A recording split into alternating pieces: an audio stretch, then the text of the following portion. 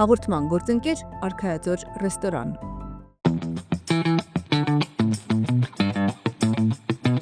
Սիրող բոլորին հրավիրում ենք նոր Արքայաձոր ռեստորանային համալիրի փակսրահ վայելելու ամենօրյա շոու ծրագրերը եւ համեղ խոհանոց։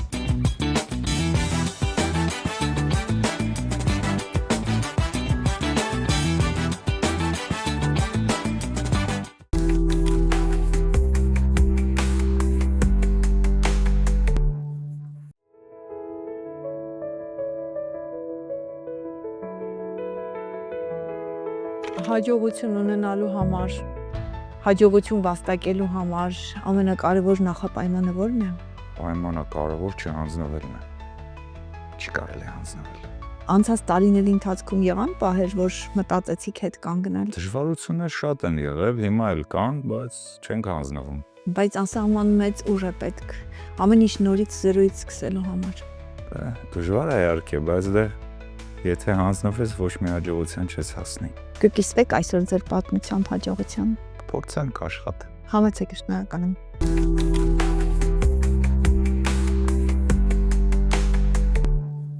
Անցած ճանապարհը հետևությունների դպրոց է։ Վնասվածքաբան օրթոպեդ Արսեն Վահրամյանի հետ ենք զրուցելու այսօր անցած ճանապարհի, հաջողության ճանապարհի մասին։ Շնորհակալ եմ մեզ ժամանակ հատկացնելու համար։ Ես եմ շնորհակալ հրավերի համար։ Հաջողության ճանապարհը ձեզ մոտ բավականին երիտասարդ տարիքում սկսվեց։ Արձինատուրայի տարիներ, Գորիս։ Արձինատուրան ավարտեցի օրթոպեդիայի գիտահետազոտական ինստիտուտում, Նոր Մարաշում։ Այնց հետո գնացի աշխատելու Գորիսի քաղաքային հիվանդանոցում։ Երիտասարդ էի, շատ բան չգիտեի, շատ բան փորձ չունեի եւ մոտավոր 5 տարի աշխատեցի Գորիսի հիվանդանոցում։ Դժվար էր այնտեղ, դժվար էր մասնագիտական առումով, դժվար էր եւ նյութատեխնիկական ապահովության առումով, բայց անհնարին չէր կամաց ստեղծելով որոշակի այդպես նախապայմաններ բավարարելով, իդեպ շատ այն ժամանակ ինձ այդ հարցերում օգնեց այն ժամանակվա հիվանդանոցի գլխավոր բժիշկը Ամիրյան Սլավսյանը, շատ ջերմ հիշողություններ ունեմ իր վերաբերյալ եւ 5 տարի ընդհանուր առումով եթե հաշվեմ տարեկան մոտ 100-120 վիրահատություն անելով 5 տարի անցկացրեցի այնտեղ։ Պարոն Վահրամյան, 5 տարի, բայց դա կարծում եմ մի մեծ դպրոց էր։ Այդ 5 տարիները իր բոլոր հնարավոր եւ լավ եւ վատ եւ դժվար եւ պատասխանատու եւ ծանր պահերով այնտեղ սովորեցի ինքնուրույն աշխատել, ուրիշ ոչ մեկի վրա հույս չդնել եւ ամենակարևորը պատասխան տալ քո գործողությունների, արարքների եւ կատարած աշխատանքի համար։ Կենսակերպ դարձավ դա ամբողջ կյանքի համար։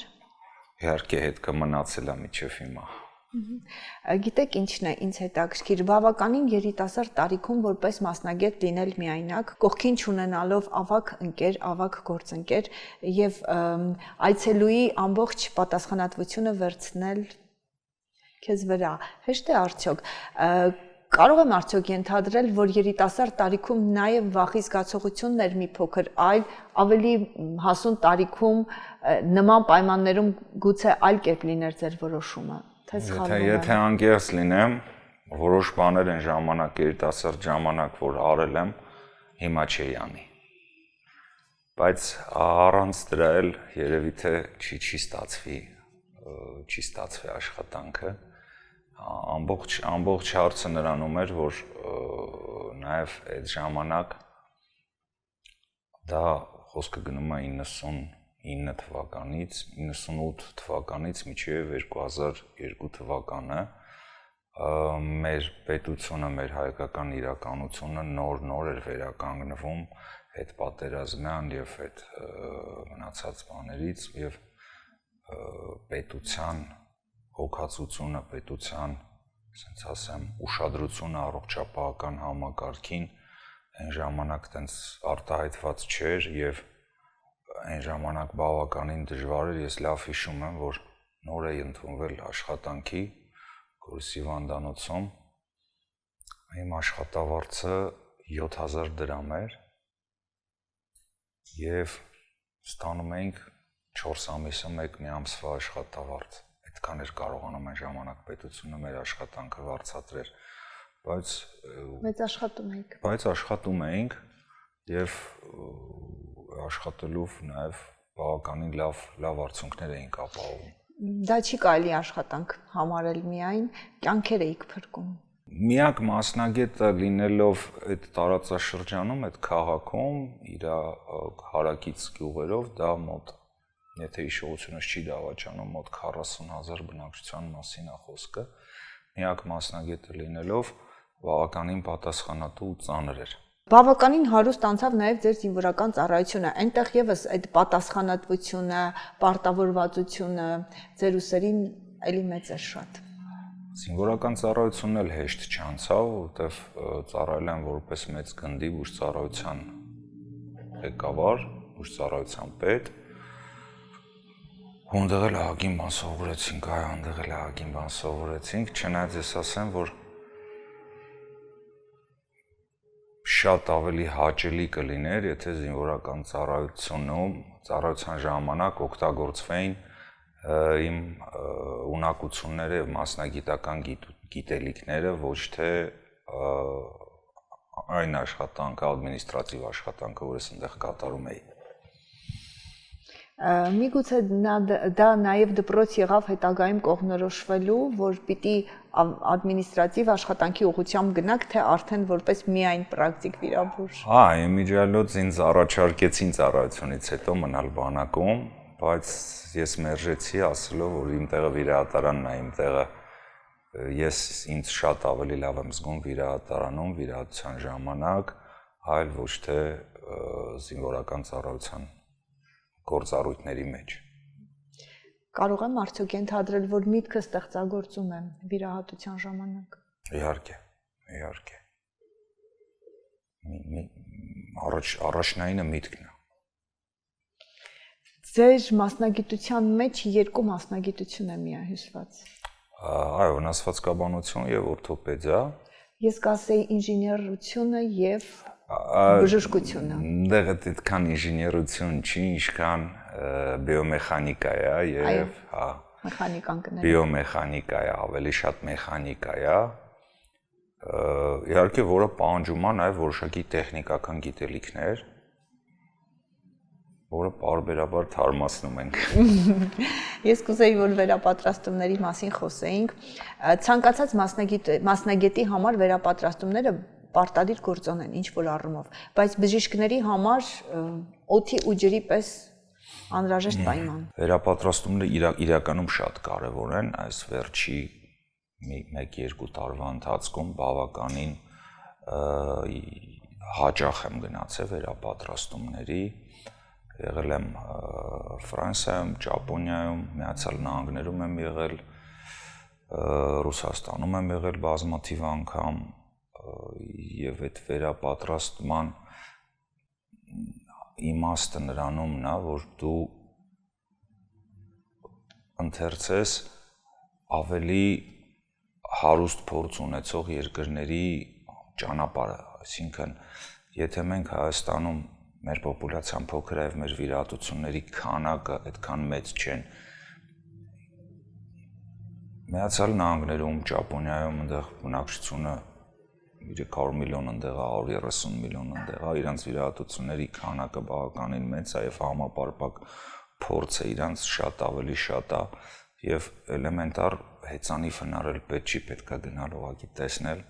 մարդիկ ոնց են անում, ինչ եզրակացությունների են գալիս բազմաթիվ անհաջողությունների, սխալների, փորձերի արդյունքում եւ ընդհանրեն ընդօրինակել այդ փորձը։ Նաեւ գիտության առաջնահերթությունները, որոնք այնտեղ շատ ավելի հասու են, քան մեր երկրում զուտ միայն փոքրականակ լինելու պատճառով։ Այս դա ուզում հարցնել, միջազգային փորձն այսօր ինչքանով է ստացվում մեզ մոտ կիրառելու։ Շատ լավ ստացվում է կիրառել, եթե կարողանում ես այդ փորձից ծանոթ լինել, թե կարողանում ես այդ տվյալները այսօր փառքաստու բավականին լուրջ ինֆորմացիա կա նաև ինտերնետում կա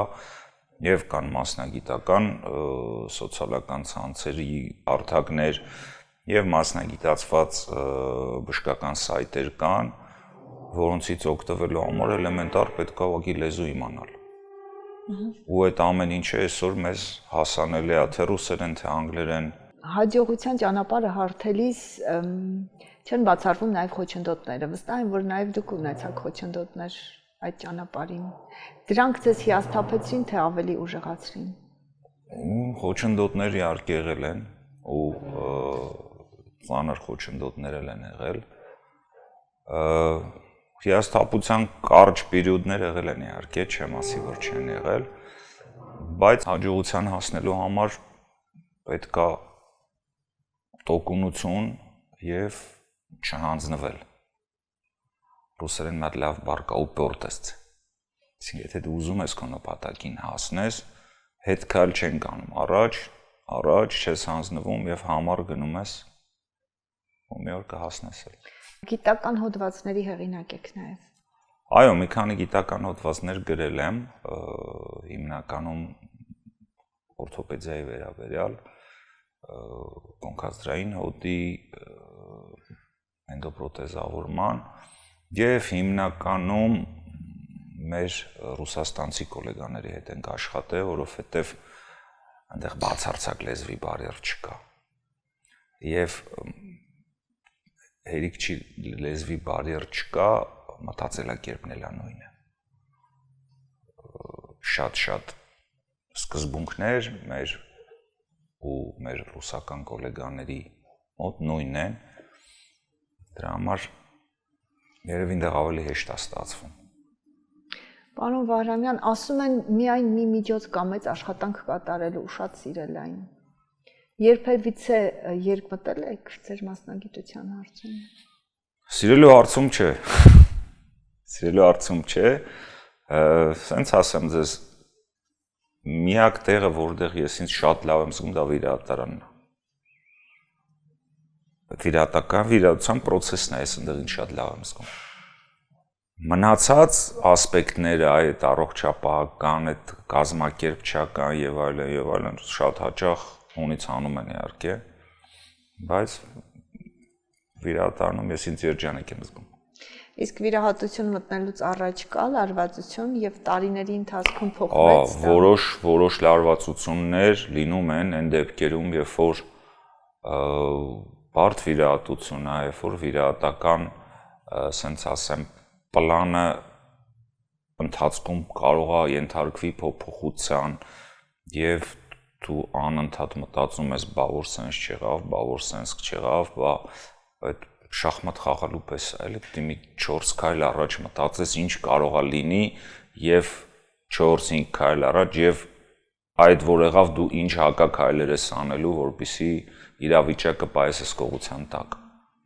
Ինձ հետաքրքիր է այդ ամբողջ լարվածությունը, այդ ամբողջ պատասխանատվությունը հնարավոր է թողնել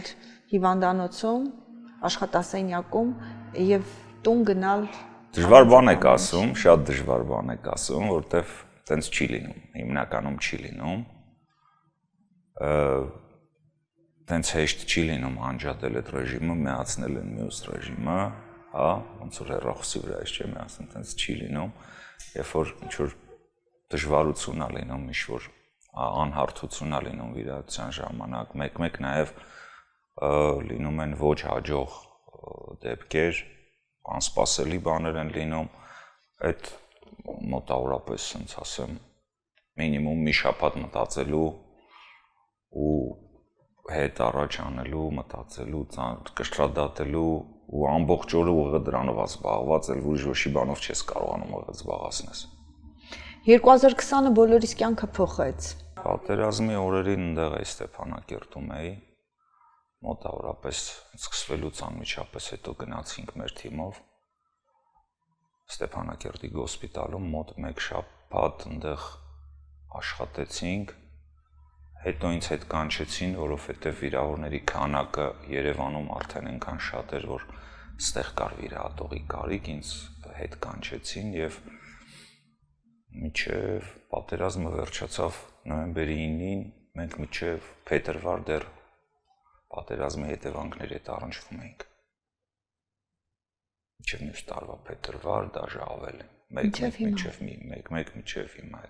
այո։ Բայց այդ բազմաթիվ վիրահատությունները եւ հիվանդների քանակը պակասեց արդեն փետրվարի վերջին։ Ես գիտեմ, որ բժիշկ դառնալը մանկության տարիների երազանք չէր ձեզ համար։ Չէ, բացարձակ երազանք չի եղել։ Տենց ոնց որ իրան ստացվեց էլի, ես ինչ ասեմ։ Բայց շահում են այն մասնագետները, ովքեր սիրում են այդ մասնագիտությունը։ Հետագայում հասկացաք, որ դա ձերն է։ Հետո երբ որ սկսեցի արդեն անմիջապես կլինիկական բժշկությամբ զբաղվել, ուսանողական տարիներին, ասենց ասեմ, դա գիտելիքներ էր, որը հաճելի էր, հեշտ էր ընկալել, գիտելիք էր, որը դե շատ པարզ բան է, գնում ես քեզ սովորացնում են մարդու կառուցվածքը։ Ինչի՞ չսովորես, որ եթե մարդու կառուցվածքն է, բժշկությունը հեշտ է ընկալել։ Հա։ Այնտեղ այնքան տրամաբանական է ամեն ինչ, ֆիզիոլոգիան եւ պատանատոմը լրիվ տրամաբանության մեջ է։ Բորբոքումը, ինֆեկցիան, դրա հետևանքները, օրգանիզմի պատասխանը լրիվ տրամաբանության մեջ է։ Եվ հենց տրամաբանությունը կորում է, դա արդեն վերջն է մարդու։ Հենց որ այդքան է դժվար չէր սովորելը, գիտելիքներ ձեռք բերելը, չեմ ասի, որ դժվար եմ սովորել բժշկական ինստիտուտում, հաճույքով էլ հեշտ էլ սովորեցինք, ուղղակի այդ ժամանակ տարիները լավը չէր, դա 90-ից մինչև 96 թիվներ, 92 թվին լույսերը անջատեցին, 95 թվին նոր մեծացրեցին։ Այո, դժվարագույն շրջան։ Ու մենք այդ ժամանակ ստիպված էինք մոմի լույսի տակ, շատ հաճախ ցուրտ լսարաններում, շատ հաճախ ոդկով գնալ գալով, հա, ծրտին ստիպված էինք մեր ուսումը շարունակել։ Եվ հաղթահարեցիք։ Դե ուրիշ ինչ պետք է անել։ Կամ պետք է թողեր փախներ Հայաստանից, որը որ, չգիտեմ, չուզեցանք անենք։ Լավ մասնագետ դառնալու համար ամենակարևոր նախարդյալը ո՞րն է։ Չհանձնվել եւ տոկուն լինել։ Ուրիշ բան։ Եթե անընդհատ աշխատում ես ու չես հանձնվում, հաստատ ստացվում է։ Պարոն Վահրամյան, վնասվածքաբանի դերը ազդեցությունը մեր օրերում ավելի մեծացել է, պահանջարկն է մեծացել, դա հետպատերազմյան շրջանի հետ է կապված։ Վնասվածքաբանությունը ինքը մասնագիտությունն է, որի շատ պահանջարկն ու կարիքը առաջանում է կրիզիսների ժամանակ, կրիզիսնի մասնագիտությունն է։ Օրինակ երկրաշարժի ժամանակ, պատերազմի ժամանակ, չգիտեմ, երբ որ ցույցեր ալնում, սկսում են փողոցային ջարդեր լինել այդ ժամանակ, երբ որ շուտ մասսայական վթարներ ա լինում, ավտոբուս ա շուռ գալի, չգիտեմ, ինչ որ sense, ինքը կրիզիսնի մասնագիտություն է, իսկ առօրյայում իր մասին աշխատում են չհիշեն։ Հա, որտեվ եթե կրիզիս չկա, եթե կրիտիկական իրավիճակներ չկա, պատերազմ, երկրաշարժ, վթար եւ այլն, ասես բաներ չկա, փլուզումներ եւ այլն, ասես բաներ չկա։ Հա, վնասվածքը չէ, լինում է, իհարկե կենսաղային տրավմա լինում է, ավտոտրավմա լինում է, բայց այդ մասնագիտության կարիքը տենց սուր չի նկատվում։ Սուր նկատվում է այն ժամանակ, երբ որ, այսինքն իրավիճակներ են լինում, կրիտիկական իրավիճակներ են լինում։ Ցավոք սրտի մենք էլ դրա պակասը վերջին տարիներին չենք ունենում։ Դուք ձեզ հաջողած մարդ համարում եք մասնագետ։ Հա, այո, ես ինձ հաջողած եմ համարում, որովհետև ամեն դեպքում ես իմ մասնագիտությունով եմ այսօր աշխատում մեկ եւ հաճույքով եմ անում իմ գործը։ Ամենակարևորը դա է։ Յուրաքանչյուր հաջողած տղամարդու թիկունքում նաեւ շատ նվիրված ու շատ սիրող կին է կանգնած։ Ունեմ։ Վստահ եմ, որ նաեւ այդ օժանդակությունը, այդ ուժը նաեւ այդ կողմից եք ստանում։ Հա, ընտանիքս շատ լավն է, կինս երիտասարդ ու շատ հասկանում է իմ թե աշխատանքի մոտեցումը, թե զբաղվածության աշճանը, որտեղ շատ հաճախ ժամանակ չի լինում ընտանիքին։ Ես դա եմ հարցնում։ Շատ հաճախ չի լինում ժամանակ եւ երեխաներն էլ են բողոքում, կինս էլ է բողոքում, որ sense չի լինի, մի քիչ էլ մեծ ժամանակ հատկացրա։ Ռուսերեն ասած, по мере возможности։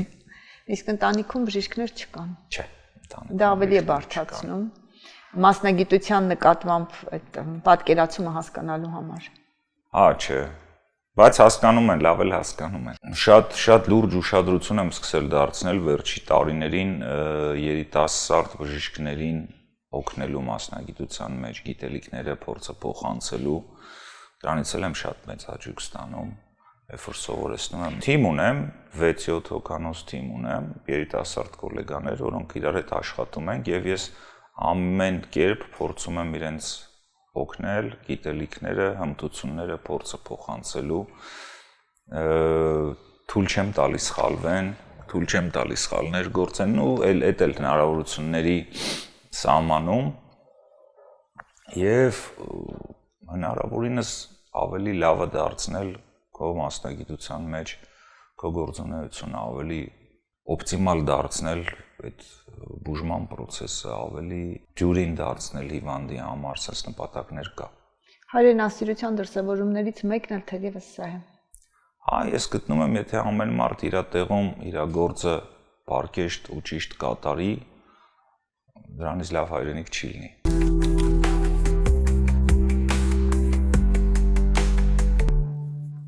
Հաղորդման գործընկեր Արքայաձոր ռեստորան։